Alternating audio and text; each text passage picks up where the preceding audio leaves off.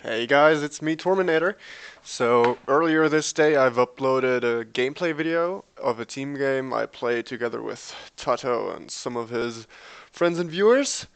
Um, I was on the lower end of the ELO scale, but still I think I performed not too badly, and I'm not going to spoil the end result in case you haven't watched the first video and are just interested for what I think about the replay. So, um, here we go, and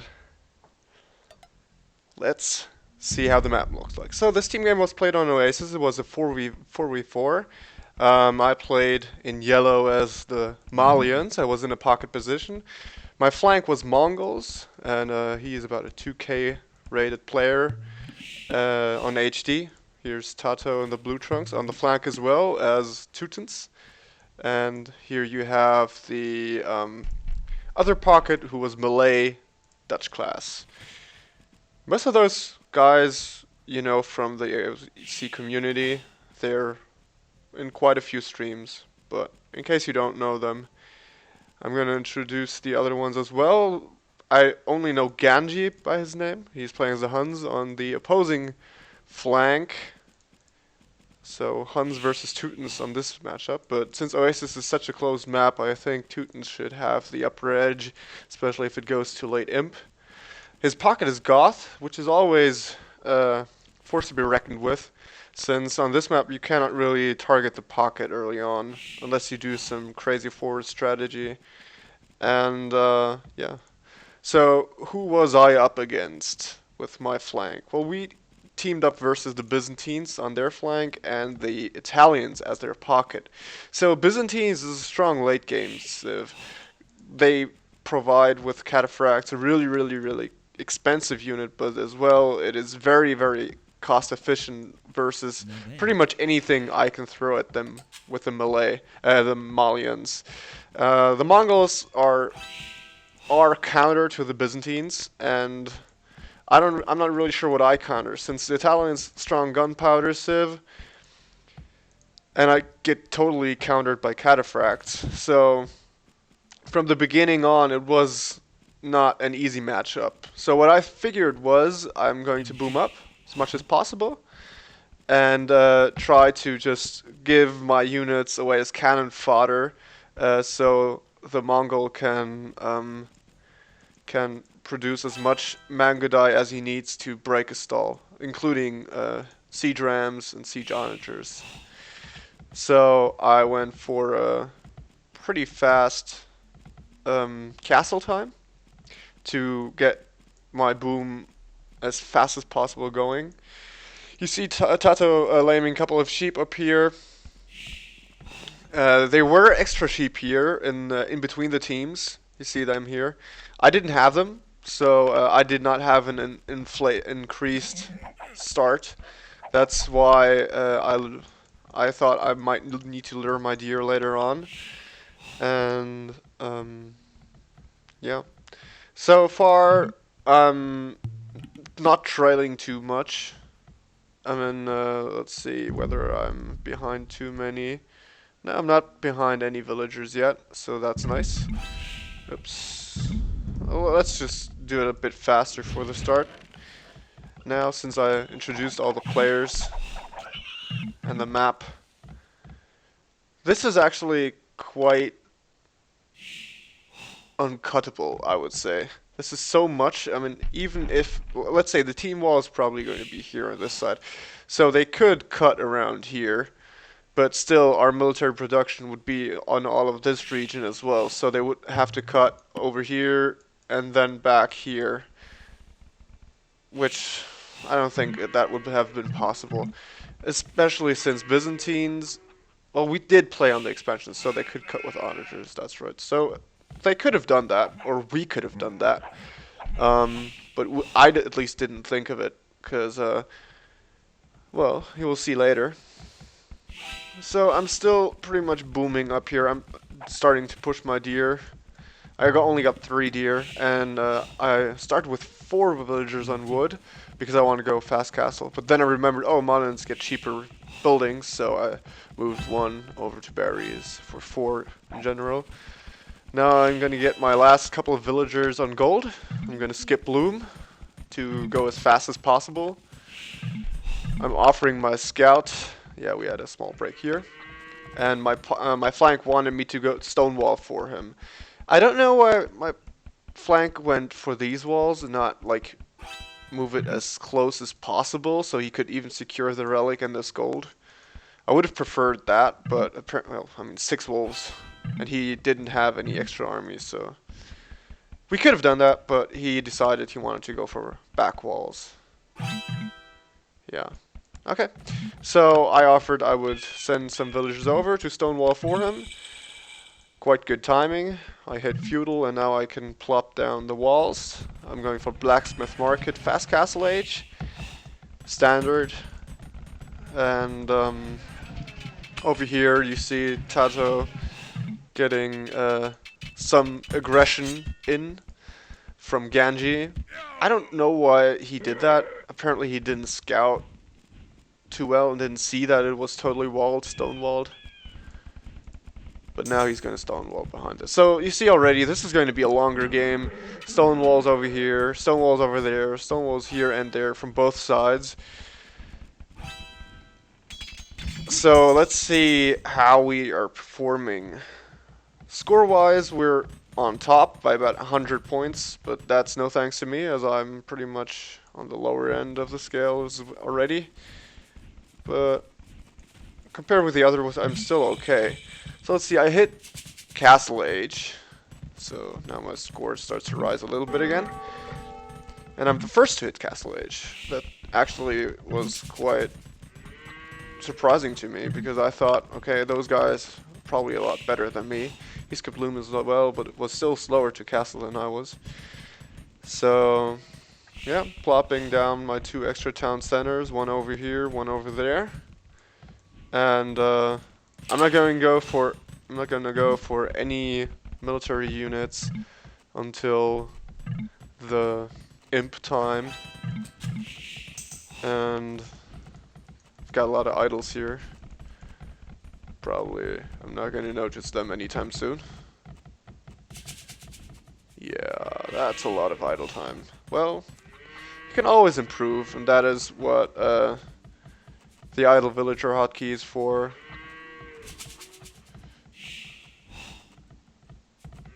I was so busy queuing up villagers and plopping down farms. I mean, if you see this, now I found the villagers, and I'm always like seeing where I can queue another villager.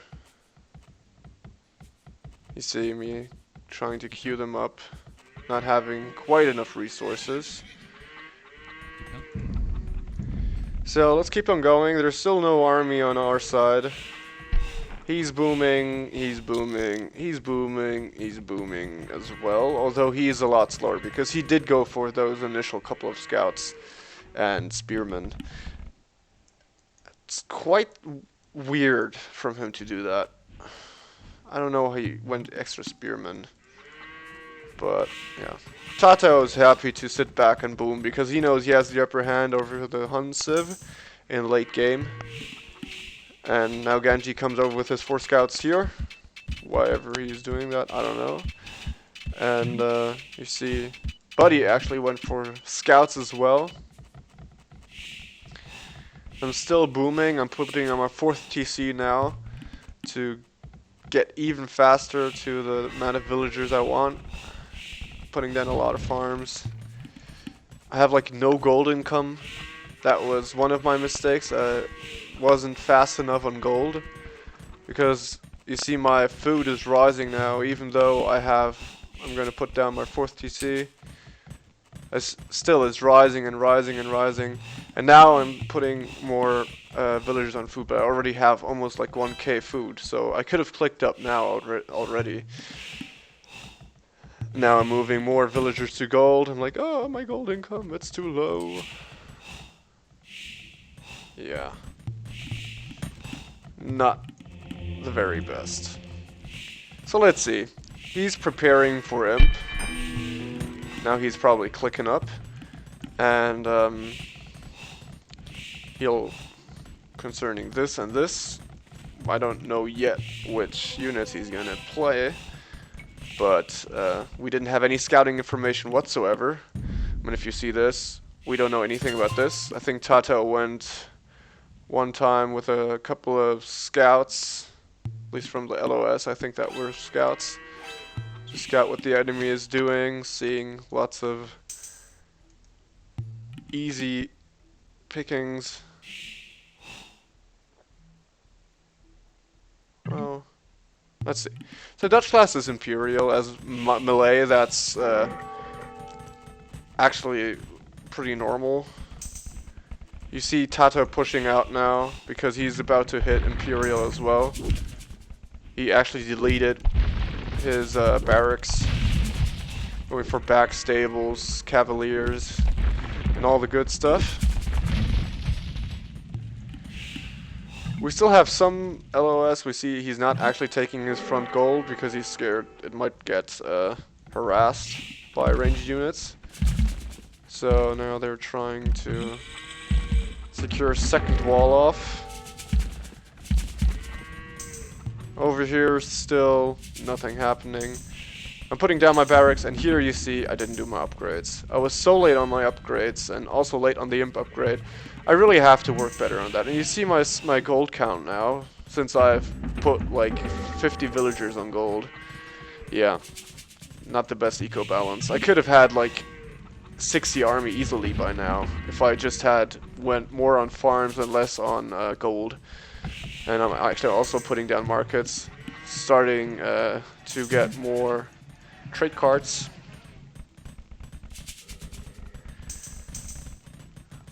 Okay. So let's see how this is going to play out. I'm not sure what Tatoh kept flaring, probably just that they should push into this TC. As Malay, of course, he's going Arbalist. It's the Malay are pretty much like the Vikings, strong in water, not much else to offer besides Arbalist, and they don't even get siege rams, so that's unfortunate for them. And the Malians, well, you can compare them to the Goths, but they're cheaper than the Goths, and at least on the gold count. Because the Malian champions, they have really high pierce armor, but they really are only 20 gold worth. I mean, I can just check that for a second. So Malian champion still costs 60-20, and Goth Huskarl 80 and 40. But it's decreased, right?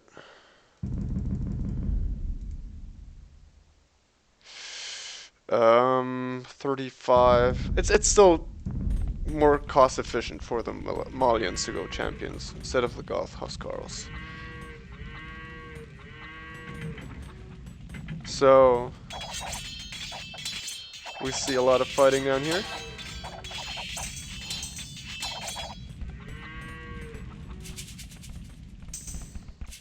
Yeah, my flank is going for Mangudai mostly, and probably he will add siege later, because that is the metagame for the Mongols.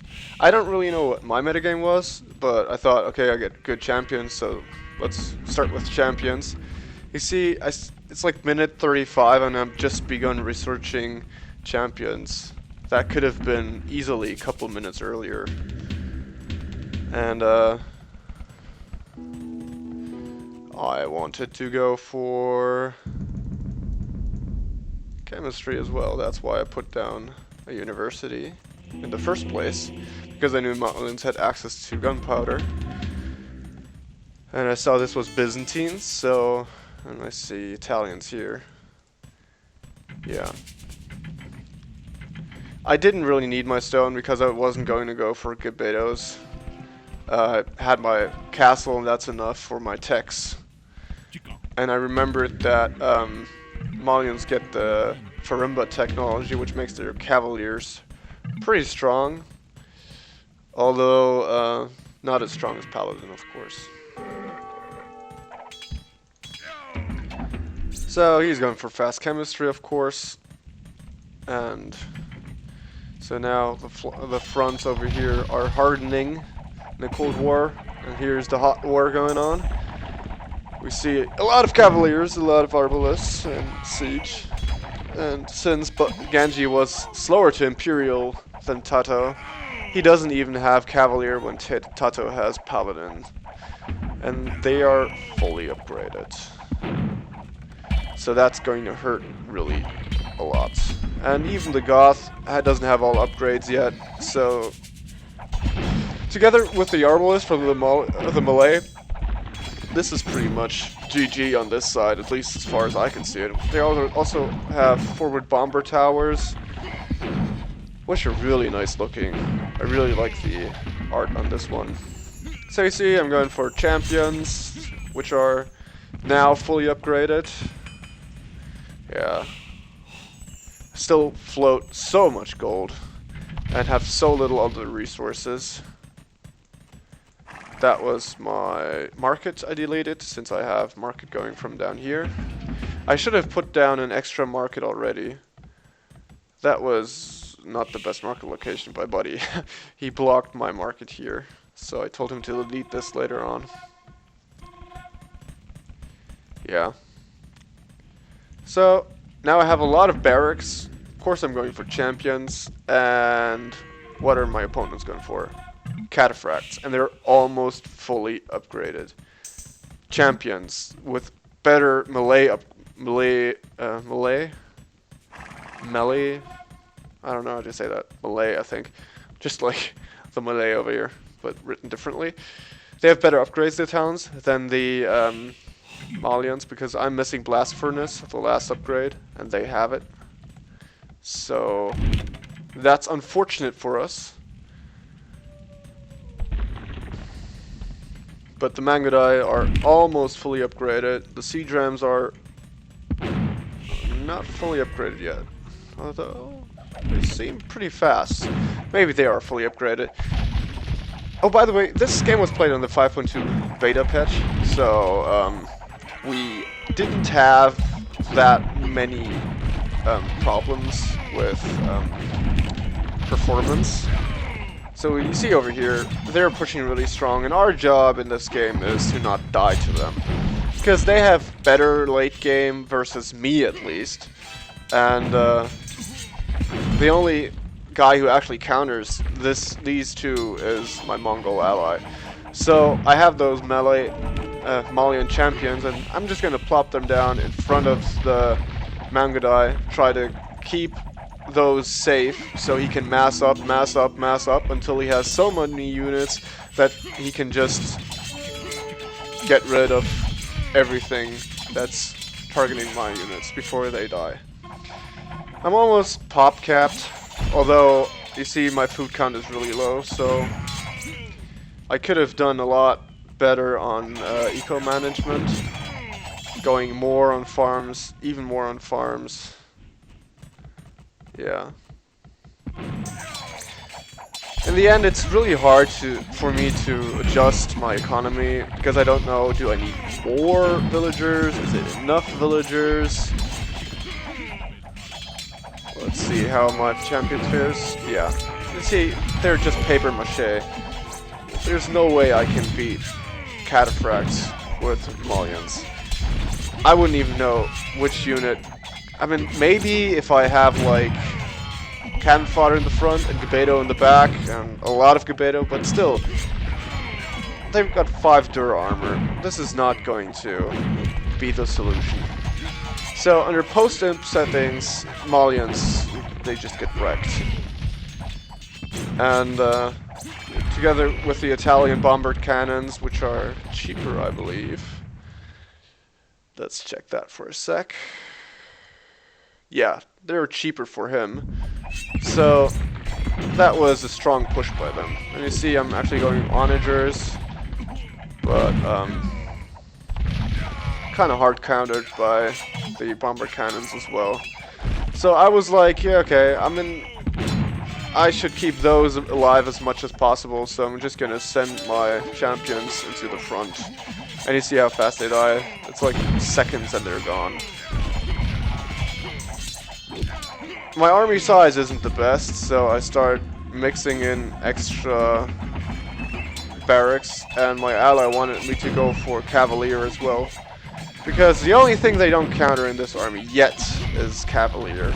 But of course, Byzantines, they can go for really cheap halves, and that would be it as well.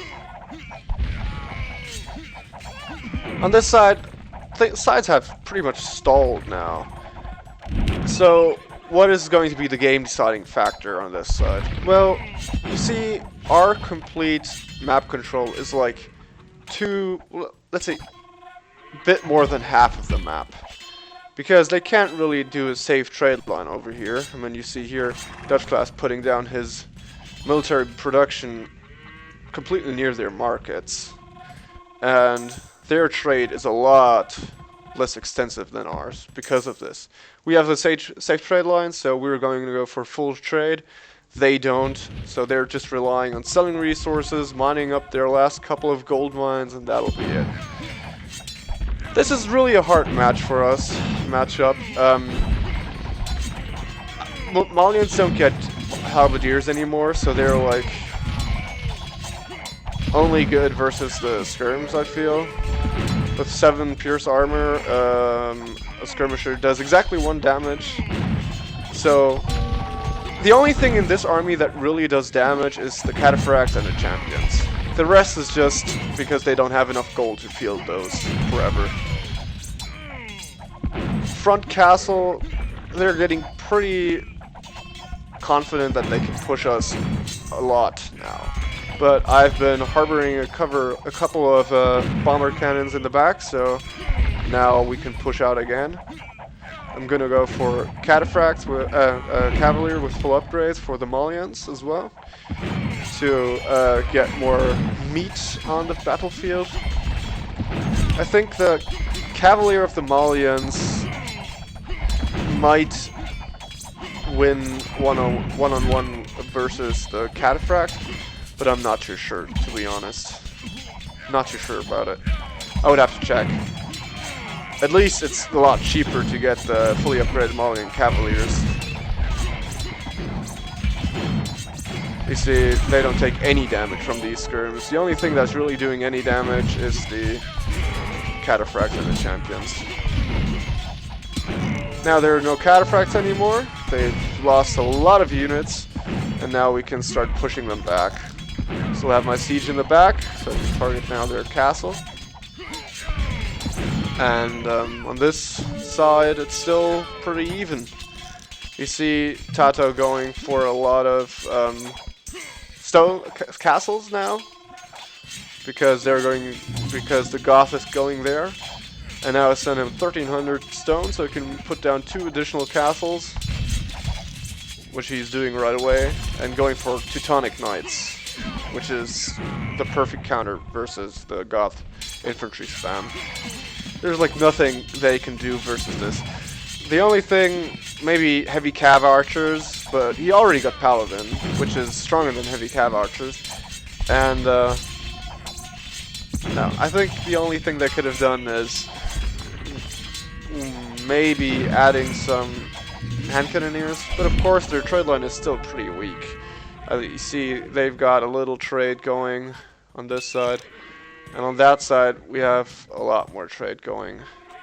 Unfortunately, the spectator overlay doesn't work on HD, but the pictures should show that pretty much what I'm saying is correct. Yeah, so the numbers of cataphracts are dwindling. They're getting less and less, even though he has still 4 castles left. But he can't reproduce his cataphracts as fast as the Mangadai. Well, he got 5 castles. Well, let's see, did he actually use the stone or did he sell it? No, he didn't even use the stone.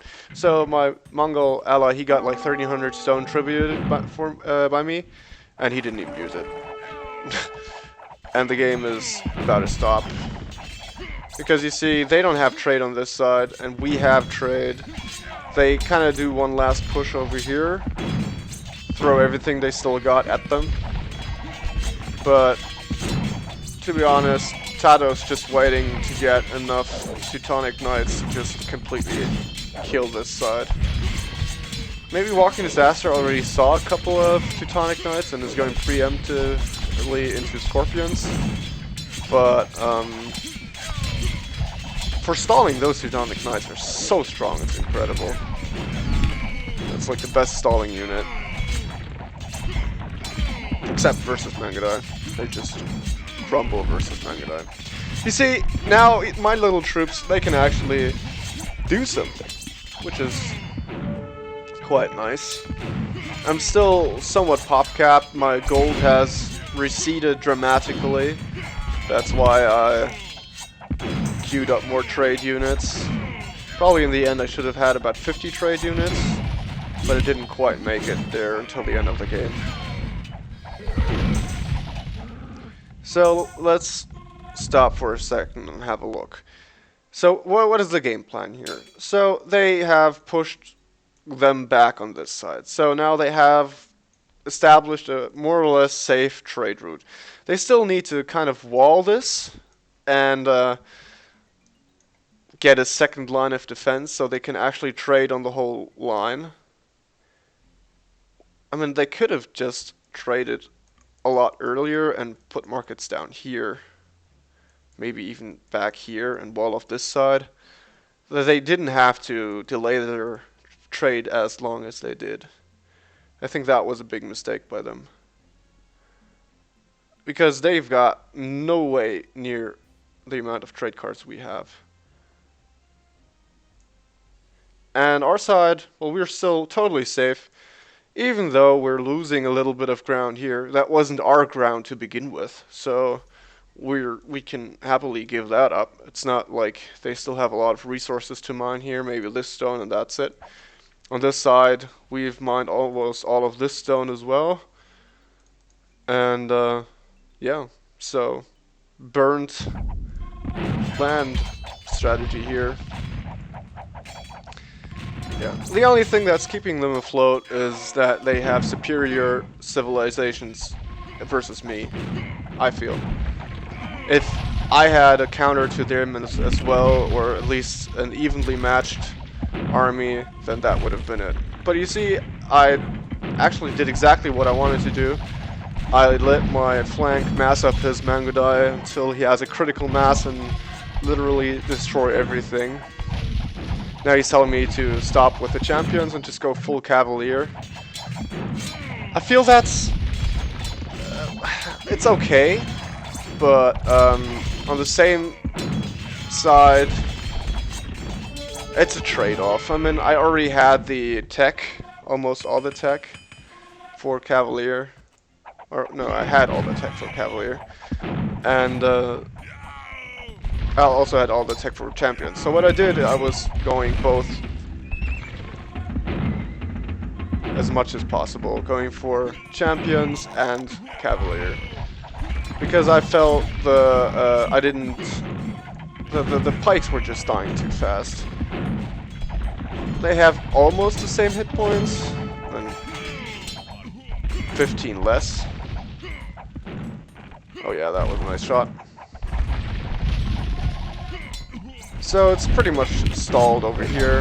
You have the trash two-handed swordsman over here. And they only cost food for the melee, so why not throw them in there versus the Goth? And actually, Tatoh is pretty much wrecking them with this so far. You see, they're going in a lot of scorpions, but that's not optimal. Given the setup, you still could get paladins by Tatoh. He's pretty much out of gold still, but I feel he could easily save some more up and just wreck those scorpions. On our side, we've pushed out again, put down forward siege workshops. I'm adding extra bombard cannons to get some extra damage in versus those bombard towers. I actually thought the whole game, or not the whole game, but most of the game, that I could go for bombard towers myself, so I hoarded a lot of stone, but then I got, oh, well, too bad, I don't have any bombard towers in my tech tree. So I feel versus those two civs, I have really bad odds of fighting them alone. So my strategy of just sacrificing my units, getting the cataphracts to move out so they can get gunned down by the Mangudai was the right call to make. They're trying to mass up, but you see this amount of Mangudai, and I'm constantly adding other troops. You see I've deleted a lot of villagers and a lot of eco to get more space for trade carts, mainly trade carts because my gold was running low, but then I lost all of my army in a push. Like over here, he told me to push, so I threw away all my cavalier, and he didn't move out at the same time with the siege ram, so that was pretty much for nothing. But then my pop dropped dramatically, and my resources dropped as well, and I was like, well, we can't push into this without bomber towers of our own. But now, Tato's doing the game-changing step here. He's destroying the enemy markets. Now they figure out, oh well, shit, our trade is not even close to safe. I find it still really interesting that he goes from melee battle elephants, even though they have like the worst stats ever. It's like they're almost trash, and they're so expensive for their trash. Even though it's the melee bonus to have them really cheap, it's still so expensive on the food and gold cost. And they melt to any counter. Especially the halbs by the Goth. I mean, just 20 halbs and they can kill almost all elephants that he's got there. So, no wonder we see this later on, and there won't be any elephants left. On this side, it's pretty stally now. We get better siege with the Mongols, but they have better melee units. And I still didn't manage to get enough eco to reproduce my army as fast as it died, because I was in somewhat of a Goth situation. I throw away all my army all the time, and my army creates pretty slow. And it dies really fast. At least on this side. It's like insane how fast it dies. He's constantly moving back his Mangudai, so he doesn't sacrifice all of them, because he registers, just as I do, that my troops are not going to win this matchup. It's his elite Mangudai that are doing the odds. I just donated 1400 stone to Dutch class, so he can do more bomber towers on this side. You see, they actually managed to push back from here all the way over there. There's still a lot of elephants, but mind you, the Goth is coming now with his halberdier, ready to engage. Scorpions, ready to engage. Let's see how this engagement goes.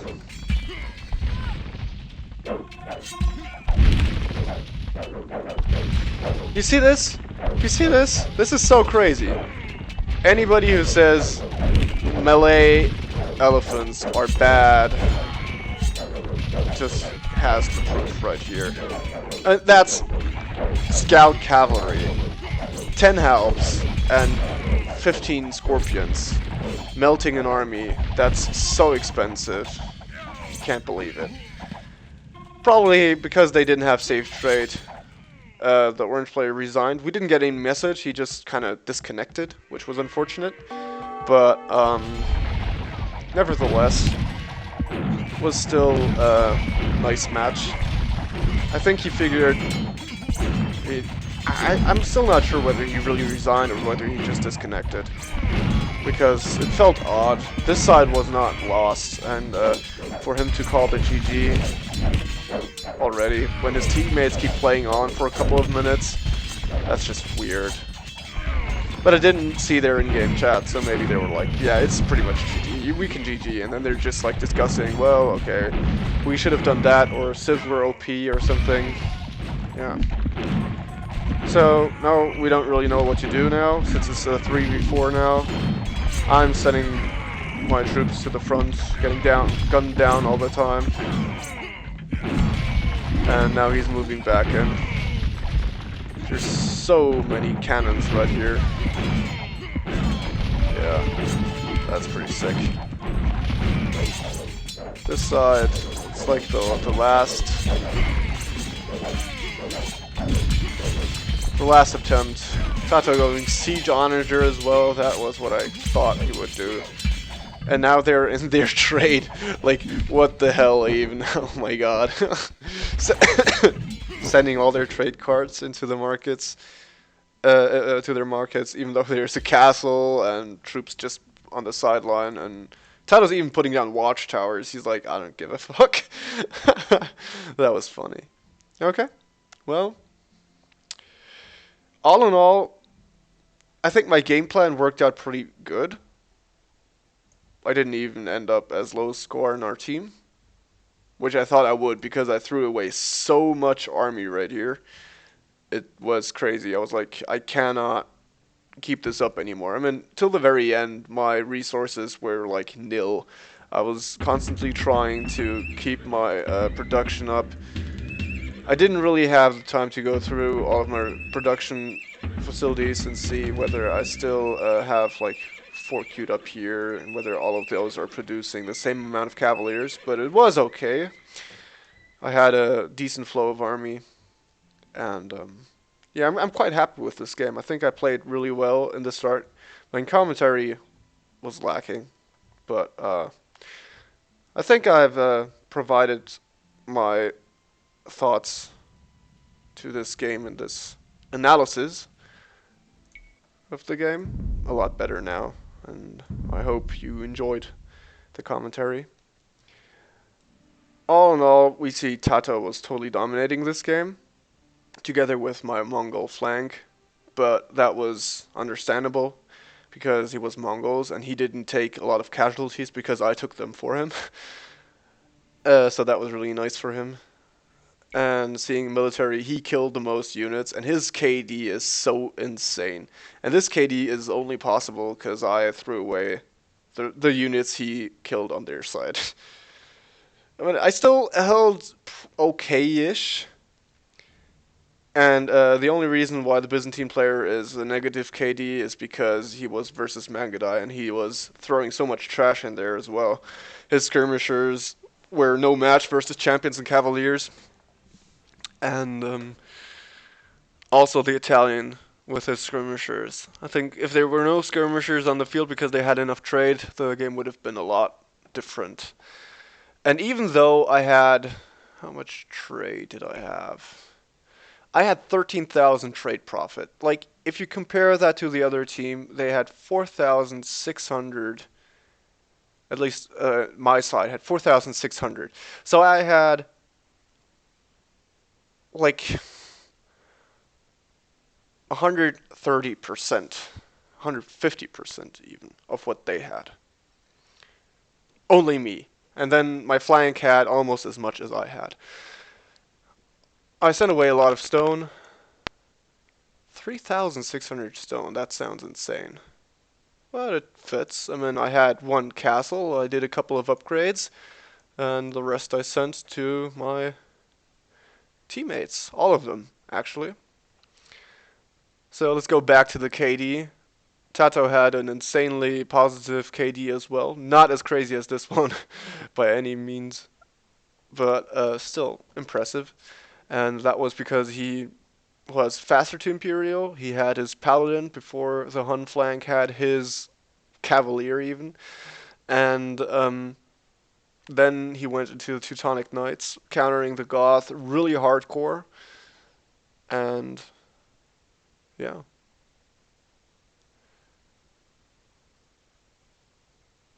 The Goth had the most units died. Well, when you see Malians play like a semi-Goth, I mean, I had a lot of losses as well. But still, the champions fare a little bit better versus melee units than the Huskarls. I'm not sure about the pikemen though. I think the Malian pikemen they really lack compared to the Goth halberdiers. And you see, his army size was 83, my army size was 54. So my units were actually costing me a lot more. I did throw in bombard cannons, I did throw in cavalier, I did throw in champions, so everything I produced cost a lot of gold. And if you see the gold collected, I was like 40,000 goldish. 40,000. Or I'm never sure, is this including or excluding the trade? I mean, it says mine. Maybe it's included, I don't know. But at least I had a lot of gold. And I busted it all versus the Byzantines and the Italian. And in the end, the Goth as well. Probably the Goth went down there because he saw how hard countered he was versus Tatoh and just wanted to do something useful with his troops, sending Huskars on our side. But my champions were already there, so it was already countered. Yeah. My castle time was the fastest. I mean, Tatoh went for a couple of scouts as well.